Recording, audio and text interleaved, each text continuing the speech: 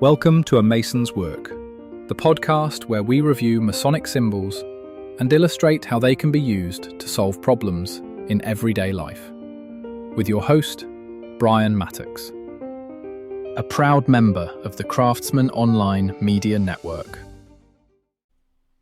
One of the more interesting elements of navigating things like change is the nature of making assumptions.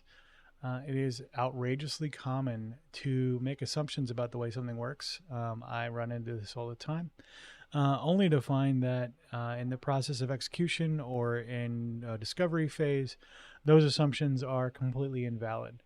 And so when you're trying to direct change in your lodge, in your life, that checking of assumptions, checking the stone you're working, understanding the nature of it, to try and determine where its fault lines are, what its intended use is, all of that kind of stuff.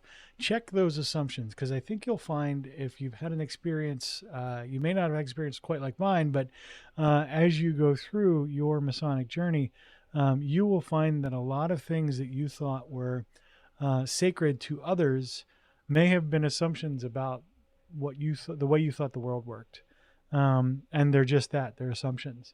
So when tested, a lot of people will tell you, like, no, this isn't important to me at all. Why are you worried about stepping on my toes here? Because that's not a thing.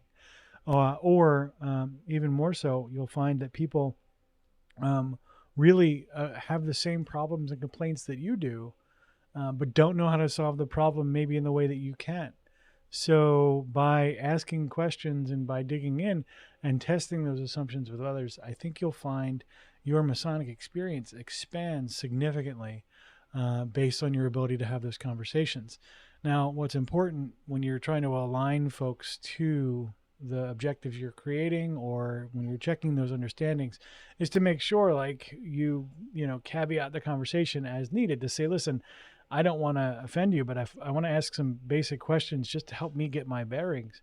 That usually works out okay, unless you're doing it in a sort of a passive-aggressive way, in which case you might find that you get pushback in strange ways from this. So, but that testing of assumptions, I think, and understanding the stone you're working is going to be a vital part of how successful you can be as a Mason trying to create change in the world.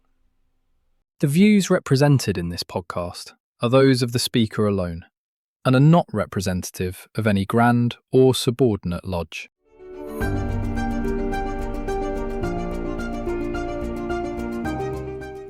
Hi, Brian here. I wanted to thank you so much for listening to this episode. If you have any suggestions or guidance for further episodes you'd like to see or hear, whatever the case may be, please don't hesitate to reach out to me at amasonswork.com, and we will try and incorporate your suggestions into a future recording. Thanks.